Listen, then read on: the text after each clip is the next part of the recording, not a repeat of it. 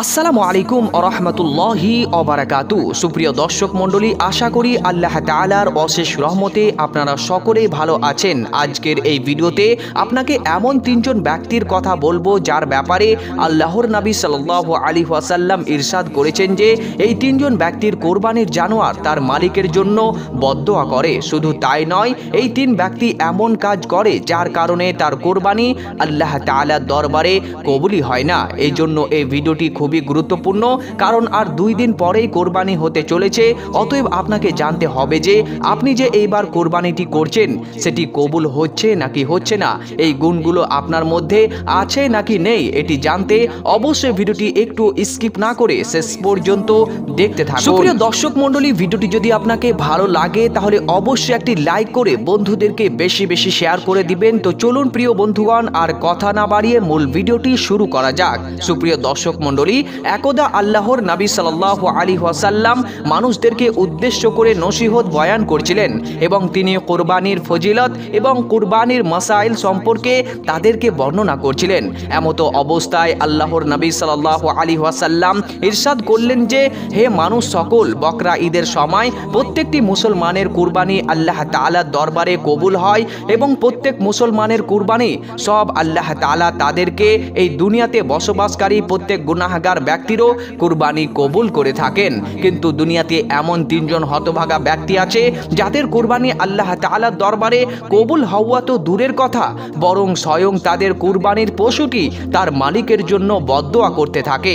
এ কথা শোনার পর সাহাবায়ে কেরাম রাদিয়াল্লাহু তাআলা আনহুমরা রাসূলুল্লাহ সাল্লাল্লাহু আলাইহি ওয়াসাল্লামকে জিজ্ঞেস করলেন, সেই তিনজন ব্যক্তিকে যার কুরবানির জানোয়ার তার মালিকের জন্য বদদোয়া করে থাকে। তো রাসূল সাল্লাল্লাহু আলাইহি ওয়াসাল্লাম এ কথা শোনার পর উত্তর দিলেন, হে সাহাবীগণ, ওই তিনজন ব্যক্তি হলো এরা যাদের হাতে জবাইকৃত পশু তাদের মালিকের জন্যই বদদোয়া করে থাকে। 1 নম্বর, হারাম টাকায় কুরবানি ক্রয়কারী। সুপ্রিয় দর্শক মণ্ডলী, রাসূলুল্লাহ সাল্লাল্লাহু আলাইহি ওয়াসাল্লাম ইরশাদ করলেন, এ সাহাবাগণ, প্রথম ব্যক্তি তো হলো ওই ব্যক্তি যে হারাম টাকা দিয়ে পশু ক্রয় করে এবং সেই পশু কুরবানি করে, অর্থাৎ যে ব্যক্তি হারাম পয়সা দিয়ে কোনো গরু কিংবা ছাগল কুরবানির উদ্দেশ্যে কিনে আল্লাহর রাস্তায় কুরবানি দেয়। তো প্রিয় বন্ধুগণ, মনে রাখুন, এই কুরবানি আল্লাহ তাআলার দরবারে কবুল হওয়া তো দূরের কথা, বরং সেই কুরবানির পশুটি সেই মালিকের জন্য বদদোয়া করতে থাকে। এর মতো হতভাগা ব্যক্তি এই পৃথিবীর বুকে হয়তো আর কেউ হবে না। এছাড়াও রাসূল সাল্লাল্লাহু আলাইহি ওয়াসাল্লাম বললেন,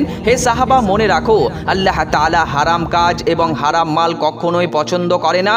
এই জন্য যে হারাম মাল এর উপর শয়তান সব সময় থুতু ফেলে, এই জন্য আপনি আপনার সন্তানকে হারাম মাল কখনোই ভক্ষণ করাবেন না। হারাম মালের এক লোকমাও আপনার সন্তান সন্ততিকে খাওয়াবেন না, কারণ হারাম মাল আপনার সন্তানের চোখ থেকে লজ্জা শরম মুছে ফেলবে। 2 নম্বর, দেখানোর জন্য কুরবানি করা। সুপ্রিয় দর্শক মণ্ডলী, রাসূলুল্লাহ সাল্লাল্লাহু আলাইহি ওয়াসাল্লাম আরো ইরশাদ করলেন, হে সাহাবা, দ্বিতীয় ব্যক্তি হলো ওই ব্যক্তি যে মানুষকে দেখানোর জন্য কুরবানি করে থাকে, অর্থাৎ যে ব্যক্তি দেখানোর জন্য কুরবানি করে আল্লাহ তাআলা তার এই কুরবানি তার দরবারে গ্রহণ করেন না, বরং সেই কুরবানির পশুটি সেই মালিকের জন্য বদদোয়া করতে থাকে। রাসূলুল্লাহ সাল্লাল্লাহু আলাইহি ওয়াসাল্লাম আরো বললেন, তুমি যে কুরবানি আল্লাহ তাআলার দরবারে দাও তার না মাংস না রক্ত আল্লাহ তাআলার কাছে পৌঁছায়, বরং পৌঁছায় তোমার তাকওয়া বা আল্লাহ ভীরুতা। আল্লাহ তাআলা তো শুধুমাত্র তোমার নিয়তকে দেখে, অর্থাৎ তুমি কোন নিয়তে এই কুরবানি করলে এবং তোমার কুরবানি করার পেছনে মাকসাদ কি রয়েছে, অর্থাৎ আল্লাহ তাআলা দেখে যে তুমি যে এই কুরবানি করছো সেটি কি শুধুমাত্র আল্লাহকে খুশি করার জন্য নাকি মানুষকে দেখানোর জন্য যে তুমি কত মোটা তাজা হিষ্টপুষ্ট দামি খাসি বা গরু কুরবানি করছো এবং কত কেজি মাংস হচ্ছে এবং তা লোককে বলে বেড়াচ্ছ। প্রিয় দর্শক মণ্ডলী, এখন বর্তমানে সিচুয়েশন এমন হয়ে গিয়েছে যে পাশের বাড়িতে যদি 10,000 টাকার খাসি নিচ্ছে তো পড়োশি তাকে উপেক্ষা করে 20,000 টাকা দিয়ে খাসি নিয়ে এসে বাইরে বেঁধে রাখছে, যাতে করে মানুষ দেখে এবং তার নাম করে যে সে কত বড় খাসি নিয়েছে। আস্তাগফিরুল্লাহ। মনে রাখবেন, যদি আপনার কুরবানি হয় মানুষকে দেখানোর উদ্দেশ্যে, তাহলে এই কুরবানি মহান আল্লাহ তাআলার দরবারে কখনোই কবুল হবে না এবং সেই কুরবানির পশু আপনার জন্য বদদোয়া করতে থাকবে। 3 নম্বর, শিরককারী ব্যক্তির কুরবানি। প্রিয় বন্ধুগণ, রাসূলুল্লাহ সাল্লাল্লাহু আলাইহি ওয়াসাল্লাম বললেন, হে সাহাবা, দ্বিতীয় ব্যক্তি হলো শিরককারী, অর্থাৎ যে ব্যক্তি শিরক করে, আল্লাহ তাআলা ছাড়া অন্য কারো উপাস্য করে, এই রকম মানুষের কুরবানি আল্লাহ তাআলার দরবারে কখনোই কবুল হবে না, আর সেই কুরবানির পশুটি তার জন্য বদদোয়া করতে থাকবে। শুধু এই নয়, সে এত বড় গুনাহ করার জন্য বা শিরক করার জন্য কোনো আমলই আল্লাহ তাআলার দরবারে তার কবুল হবে না। না তার নামাজ কবুল হবে, না হজ, না যাকাত, তার কিছুই আমল আল্লাহ তাআলার দরবারে কবুল হবে না। সুপ্রিয় দর্শক মণ্ডলী, আপনাদের মধ্যে অনেক ভাই বোন এমন আছে যারা শিরক শব্দের অর্থ জানে না।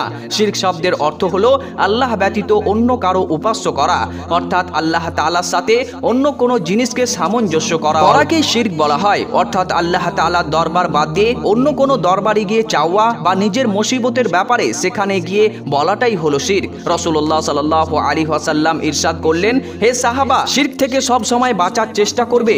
যদি তোমাকে কেউ টুকরো টুকরো করেও কেটে ফেলে দেয়, তবু তুমি শিরকের মতো বড় গুনাহতে লিপ্ত হবে না। শিরক করলে তোমার সকল আমল বরবাদ হয়ে যাবে, কোনো আমলই আল্লাহ তাআলার দরবারে কবুলই হবে না। আল্লাহ তাআলার কাছে দোয়া করি, আল্লাহ পাক রব্বুল আলামিন যেন আমাদের সকলকে সঠিক বুঝে সঠিক আমল করার তৌফিক দান করেন।